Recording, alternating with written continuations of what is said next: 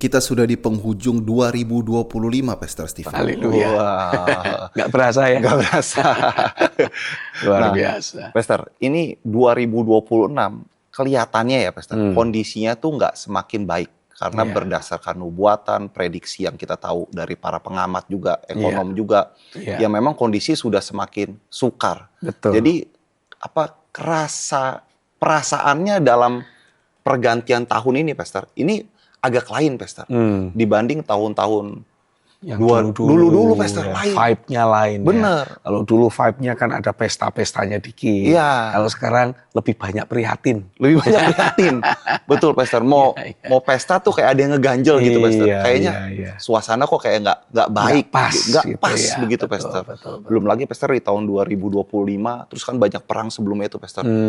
Itu nggak terasa loh, Pastor. Belanja itu, itemnya sedikit, harganya makin naik, Mahal. Pastor. Iya, Ya, tambah mahal. tambah mahal. Betul. Kok belinya dikit, barangnya dikit, harga makin meningkat. Jadi perasaan-perasaan begitu kayak ada di alam bawah sadar gitu, Pastor. Iya, iya, Jadi masuk ke 2026 ini, pengennya sih sukacita, Pastor. Tapi nggak bisa plong gitu, Pastor, rasa sukacitanya. Nah ini apa yang sebenarnya terjadi, Pastor, di tahun 2026 ini? Apa yang memang Tuhan mau lakukan di tahun ini? Seperti apa kondisinya sebenarnya dari POV-nya Tuhan, Pastor? Kalau kita melihat dari point of view-nya Tuhan, dia itu pengen banget. Dari sejak tahun-tahun sebelumnya itu, Tuhan itu sudah kepengen membangun ulang kehidupan dari setiap orang percaya maupun hamba-hamba Tuhan. Supaya tidak hidup berdasarkan data dan fakta negatif. Tidak hidup secara manusiawi, tapi hidup dari keilahian Tuhan. Hidup dari apa yang sorga sudah sediakan. Bukan hidup dari struggling kita di atas muka bumi. Tapi hidup dari kelimpahan yang sorga memang sudah sediakan untuk umat tebusannya. Jadi kalau kita kemudian merasa hari-hari kita di tahun yang baru ini jadi semakin berat, makin banyak prihatin, ya nggak salah sih. Nggak salah, tapi nggak sepenuhnya tepat. Karena Tuhan mau kita ini terus menikmati hari-hari sorga di atas muka bumi. Tuhan mau kita itu terus menikmati sukacita yang melimpah. Dan ini bukan sukacita karena semuanya baik-baik saja. Bukan. Sukacita yang dimaksudkan adalah sukacita lewat pekerjaan Roh Kudus yang terjadi dalam diri kita. Yang melampaui segala akal, kata Alkitab. Jadi kita harusnya itu bisa terus menikmati damai sejahtera, sukacita yang tanpa akhir, kemenangan yang tanpa akhir, dan itu adalah suatu sukacita, suatu damai sejahtera yang kalau dipikir-pikir secara manusiawi, rasanya nggak masuk akal. Rasanya nggak ada alasan untuk kita sukacita. Tapi karena ada pekerjaan Roh Kudus dalam diri kita, kita sukacita. Karena ada pekerjaan firman, ada janji-janji Tuhan yang terus Tuhan berikan, dan itu sifatnya ya dan amin, ya kita damai-damai saja, tenang-tenang saja. Bom meleduk di pinggir jalan, kata-kata seperti itu. Kita tidak akan pernah merasa terganggu, tidak perlu tergoncang. Kenapa? Ada tangan Tuhan yang terus melingkupi hidup kita. Kalau kita membaca di catatan Mazmur 139, tapi dari terjemahan The Message sama The Passion, itu ayat luar biasa. Di situ ditegaskan, tangan Tuhan itu dituliskan mengurung hidupnya Daud. Mengurung hidupku, kata Daud. Dari depan, dari belakang, dari samping kanan, samping kiri. Itu tangan Tuhan mengurung. Bahkan tangan Tuhan itu menjagai dari berbagai hal negatif yang pernah kita lakukan di masa lalu. Untuk menjagai masa depan kita tetap gilang-gemilang penuh pengharapan. Kan mantep banget itu. Nah, masalahnya, ini dia masalahnya. Seringkali kita masih membawa paradigma bawaan dunia ini, hasil pembentukan dunia ini. Sehingga kalau kita mau sukacita itu, sukacitanya nggak bisa lepas. Kenapa? Nah, karena masih ada paradigma dunia yang bekerja di belakang layar, di alam bawah sadar kita. Harusnya itu semua di shutdown, harusnya itu semua bukan cuma di delete, harus betul-betul dibuang sama sekali, nggak boleh tersisa. Gitu, harus diganti dasar keyakinan kita. Sehingga kita betul-betul punya dasar keyakinan yang merupakan point of view-nya Tuhan. Maksudnya begini, Pastor, apakah ini sesuatu yang realistis? Karena begini, Pastor, orang untuk sukacita, kayak harus ada pegangan gitu loh, Pastor. Maksudnya kalau pegangan misalkan ya, Pastor, kita bersukacita, kita pegang contoh lah 1M begitu. Itu plong itu, Pastor. Maksudnya rasanya ya bisa realistis karena kan ada jaminan, Pastor. Jangan salah. Kalaupun kita punya deposito 1M, dalam 1 menit itu 1M bisa berubah jadi Rp1, itu ya bisa. Ya iya sih. Tapi kalau kita memegang janji Tuhan, kan Alkitab bilang, langit dan bumi akan berlalu. Semua yang ada di bawah langit dan bumi ini akan ikut berlalu. Tapi firman-Ku, kata Tuhan, tinggal tetap. Nah, kalau kita berpegang pada janji firman dan kita sudah melatih diri kita, mengkondisikan hidup kita untuk betul-betul alami, firman itu very real, sangat nyata buat kita. Lebih realistis daripada hal yang realistis. Yes, lebih realistis dari hal yang lahiriah. Nah, maka kita akan mendapati, walaupun di tangan kita tidak ada duit sama sekali, tapi kita tidak akan pernah merasa khawatir. Kenapa? Karena kalau janji Tuhan berkata, aku pelihara engkau, burung di udara, aku pelihara. Bunga bakung di padang, aku yang dandani. Mereka tidak pernah doa. Kita nggak pernah lihat kan ada burung yang tahu-tahu datang ke gereja, lalu pengen dibaptis, kan nggak pernah ada. Iya, nggak ada. Ya kan? Tapi kita kan memberi diri untuk melayani Tuhan, menyembah Tuhan. Nah, Tuhan bilang, apalagi kamu yang tahu arti bersyukur, menyembah, doa, cari aku pasti pelihara kamu. Nah, Tuhan punya 1001 macam cara untuk memelihara kita. Wong burung gagak saja bisa Tuhan utus, Tuhan pakai untuk memberi makan Elia. Nah, lalu kalau kemudian kita punya pikiran begini, tapi ini kan zaman krisis. Krisis menurut siapa dulu? Nah, karena pada dasarnya yang kita sebut krisis itu sebetulnya hanyalah perpindahan atau pergerakan kekayaan dunia. Jadi bagi sebagian orang mereka alami krisis, tapi ada orang-orang tertentu yang justru menikmati kelimpahan gila-gilaan. Nah, kayak ada ketidakadilan dalam arti ada kecurangan ya, Pastor? Atau bagaimana menurut Pastor? Bukan, ini memang sebuah perpindahan kekayaan dunia ini. Hanya perpindahan saja. Nggak hilang ya sebenarnya. Tidak hilang. Nah, coba bayangkan seandainya kita sebagai orang percaya terus belajar dengar-dengaran dengan suara Tuhan. Kan dia tahu hari esok. Iya. Kan dia tahu apa yang akan terjadi. Jadi dia pasti akan menuntun kita, memposisikan kita supaya ketika pergerakan kekayaan itu terjadi, ya minimal kalaupun kita tidak bisa menjala, mancinglah. Iya. Jadi minimal kita akan ikut kecepretan juga gitu maksudnya. Kita tidak akan terus kemudian jadi kere, tidak akan terus kemudian jadi miskin, melarat, tidak bisa makan. No. Pemeliharaan Tuhan terus nyata. Porsi berkat kita sebagai orang percaya tidak akan pernah hilang. Dan hari ini saya deklarasikan, saya nubuatkan dalam nama Yesus. Porsi berkat dalam hidupmu tidak akan pernah hilang. Tidak ada yang bisa mencuri. Kalaupun ada yang pernah menipumu, selama engkau terus jaga hatimu bersih, hatimu tahir, tetap tertuju kepada Tuhan.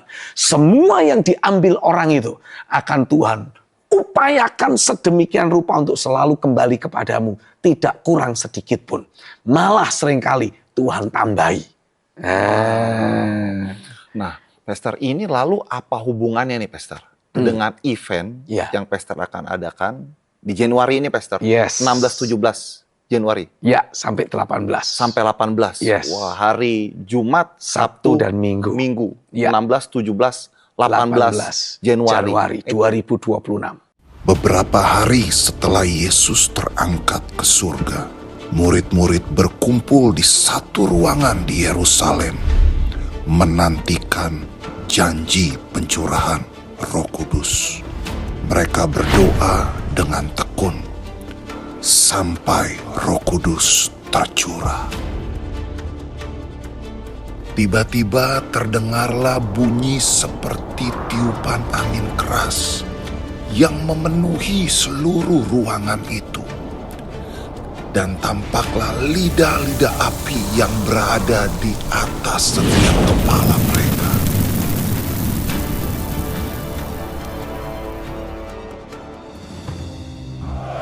akan terjadi pada hari-hari terakhir. Demikianlah firman Tuhan, bahwa aku akan mencurahkan rohku ke atas semua manusia. Maka anak-anakmu laki-laki dan perempuan akan bernubuat. Dan teruna-terunamu akan mendapat penglihatan-penglihatan. Dan orang-orangmu yang tua akan mendapat mimpi. Apa yang kalian lihat di ruangan ini, api yang turun di Yerusalem, akan kembali terjadi di BCC. Dalam Prophetic Direction 2026, dengan tema The Power of Pentecost. Tuhan akan mencurahkan rohnya sekali lagi.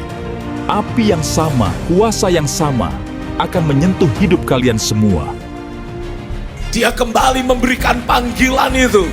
Bukan hanya membawa kau keluar dari kegelapan, masuk dalam terangnya. Tapi dia panggil engkau menjadi pembawa realitas sorga.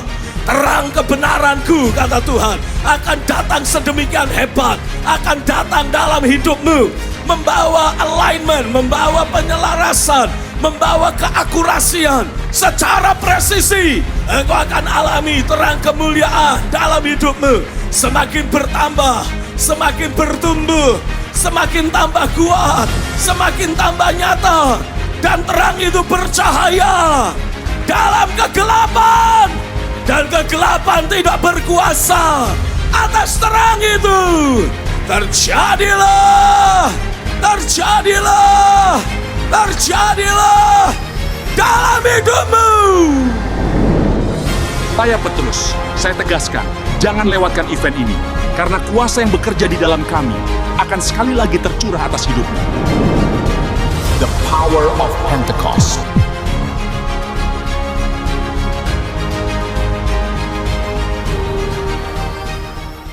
Nah itu kan temanya The Power of Pentecost. Yes.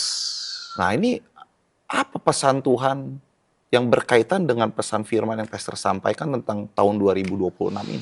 Yang membawa kita menikmati kehidupan yang dibedakan, itu adalah ketika kita mengalami pekerjaan roh yang menghubungkan kita kembali dengan realita kerajaan sorga. Oh, itu the power of Itulah Pentecost. The power of Pentecost.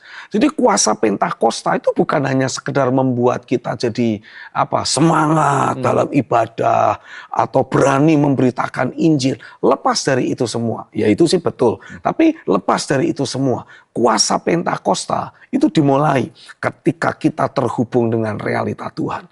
Dari keterhubungan itulah kita akan melihat, kita menikmati semua yang sifatnya ilahi, supernatural, wujud kedaulatan Tuhan itu akan jadi punya akses untuk masuk dalam hidup kita dan bermanifestasi dalam diri kita, bermanifestasi lewat hidup kita. Nah, ini waktunya ketika bangsa-bangsa mengalami kegelapan, justru kita dimunculkan Tuhan jadi terang. Ketika banyak orang mengalami putus asa, tidak ada harapan akan hari esok, kita justru akan hadir untuk membawa kuasa kebangkitan Kristus, menyediakan jawaban untuk setiap mereka.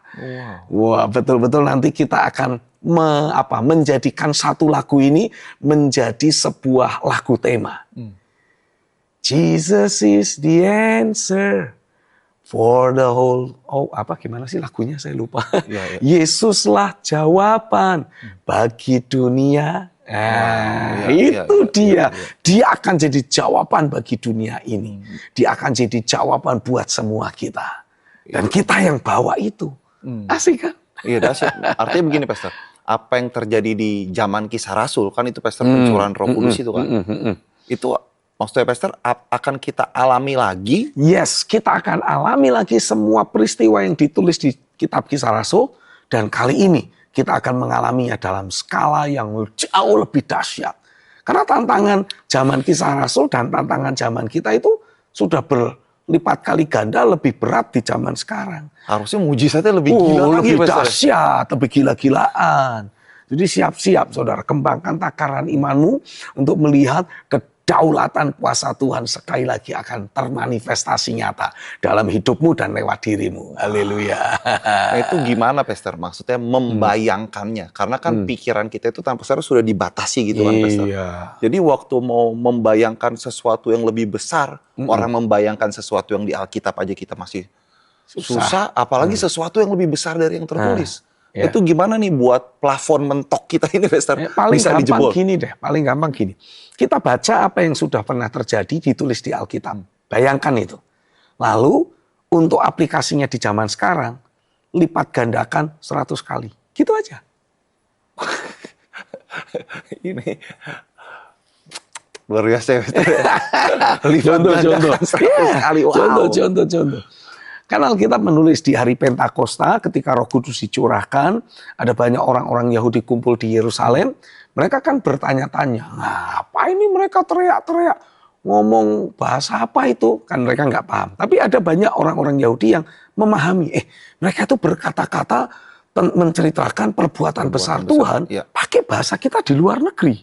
Nah, tapi kan Alkitab bilang, ada banyak yang mengolok-olok, mengejek, mabok doang itu. Kan mabok kayak jago bahasa asing. Mabok tapi jago bahasa asing. Nah, Petrus kan berdiri, dia khotbah. Satu kali khotbah, 3.000 orang bertobat. Kan gitu. Iya. Nah, kenapa kita tidak bayangkan? Sekali kita khotbah, sekali kita tayang seperti ini, ada 300.000 orang diyakinkan. 100 kali lipat. 100 kali lipat. Atau kita jangan mau 300.000 lah, 3 juta orang. 3 juta orang. Langsung viral kemana-mana, membawa kelepasan, membawa kebangkitan, membawa pemulihan bagi banyak orang. Satu tayang, selesai. Harusnya pikiran kita lost begitu ya Pastor? Iya. Aduh. Harus itu. Iya. Berarti itu yang akan kita alami nanti di event tersebut Pastor? Saya percaya itu akan menjadi sebuah momen terobosan ilahi yang luar biasa hebat untuk setiap kita orang-orang percaya. Makanya saya mendorong saudara untuk ikut hadir. Daftarkan diri saudara, hubungi nomor di bawah ini, ya. Daftarkan diri saudara dengan segera untuk memastikan saudara bisa mengalami terobosan paling hebat yang Tuhan pernah lakukan di era kita ini. Wah ini Pastor kalau masalah daftar-mendaftar ini Pastor, ini kayaknya mesti cepetan Pastor. Karena kursi kursinya nih Pastor. terbatas. Betul. Iya, jadi pemirsa untuk bisa mendapatkan kursi mendingan hari ini daftar. Karena sekarang iya. Langsung telepon. Karena itu momen yang sangat penting ya Pastor. Yes, saya sangat yakin. penting sekali. Saya percaya itu akan menjadi sebuah satu peristiwa yang sangat bersejarah dalam dunia kekristenan juga. Di mana portal sorga terbuka lebar untuk setiap orang percaya yang berkumpul di satu tempat. Dan semua kita sama-sama mengalami realitas sorga bermanifestasi. Menjamah, mengubahkan, membuat terobosan dahsyat. Tiap session akan menjadi momen divine encounter. Dahsyat. Pastor, ini saya mencoba untuk menyelami pikiran Pastor. Pastor terus berbicara mengenai kedaulatan Tuhan itu kan Pastor. Yes. Saya tuh berpikir, gimana Pastor untuk, ya tadi Pastor udah kasih tahu caranya, cuman gimana caranya kita benar-benar bisa yakin gitu bahwa ini semua kedahsyatan Tuhan ini pasti akan terjadi karena Pastor, realitanya sekarang.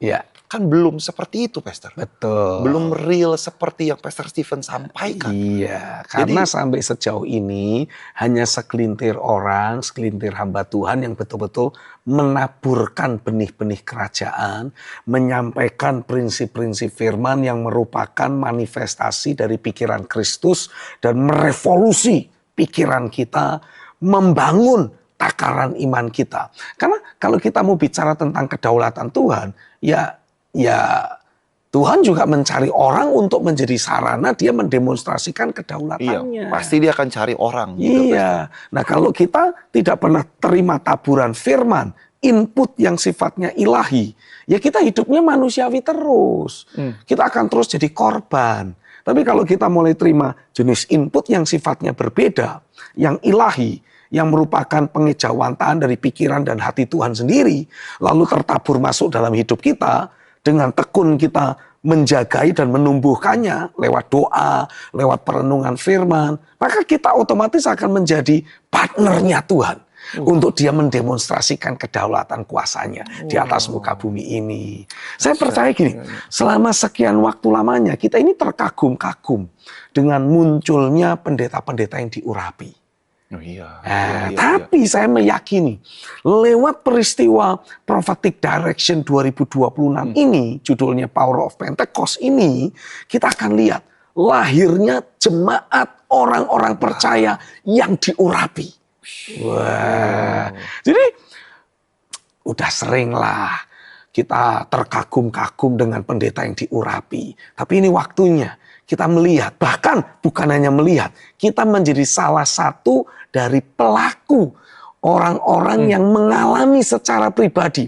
Tuhan urapi kita, Tuhan bangkitkan kita jadi jemaat yang diurapi. Dipakai Tuhan luar biasa.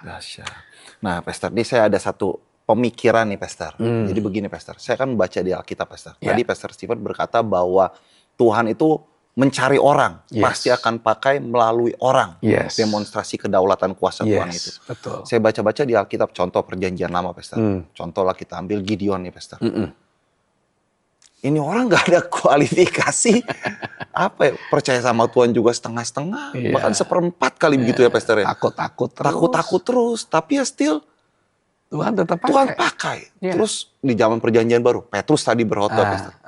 Ya baru sebulan. Menyangkal Yesus 3 kali. Baru sebulan lalu lah itu, Pastor. Itu belum lupa kita itu. Nah, cuman kan di pikiran kita nih, Pastor. Kita itu menunggu untuk sempurna, Pastor. Kadang-kadang itu juga yang jadi mindset saya. Maksudnya kayaknya kita harus kejar kesempurnaan.